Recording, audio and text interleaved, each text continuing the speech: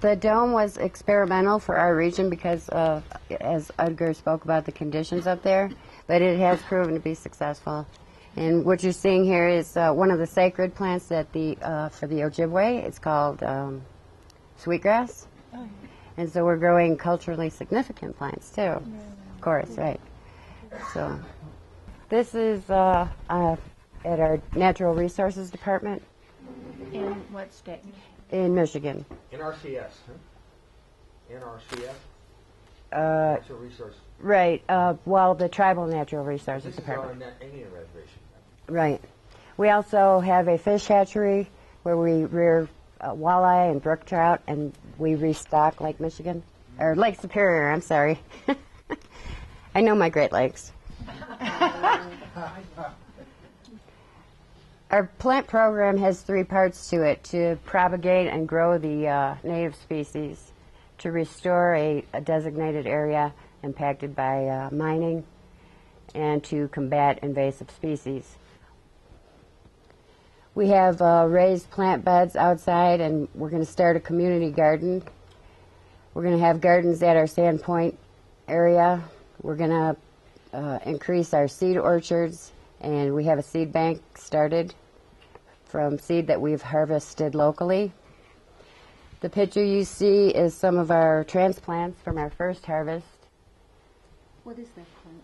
I'm trying to remember what that is. Does anyone know what that is? I believe it's black-eyed Susans, which all of the plants we grow are pollinator friendly. Here's a picture of some of the species from our first harvest, which was successful. They were transplanted out at the Sandpoint area. We just now had a shade house built, and we're getting a hoop house. Here's the plantings from this spring harvest that was started. On the top is my Sunny Boy doing some volunteer work for us, sowing seed. And this year, instead of using the raised beds, we're using different container types, which is proving to work out better. We have the deep pots and the styrofoam foam blocks, which are good for growing grasses. The traditional propagation trays. This is all in the dome right here. Yes, this is inside the dome. We also constructed upper shelves, so we have it all the way around, So you can top and bottom. all that extra space that's propagating. For production, yes.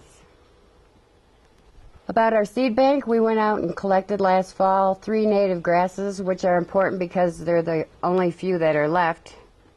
Big and little blue stems in our area, and Canada rye, a good cover crop. Down on the bottom is the beginning of our seed bank. It's our refrigeration. Do you have any native leguminous plants that you're propagating? No. Like The veggies or anything? species that were chosen through the U.S. Forest Service botanists were all selected to be hardy to withstand harsh conditions out at Sandpoint because it's very windy coming off Lake Superior, and it's direct sunlight. These are pictures of some of the plants that we grew in the greenhouse. The blue vervain, which will line a big portion of the walking trail, the black-eyed Susan, and the boulders. These are just the beginnings. It will be full when we're all done. How hard is it to grow the boulders? The boulders, well, those take how many years to...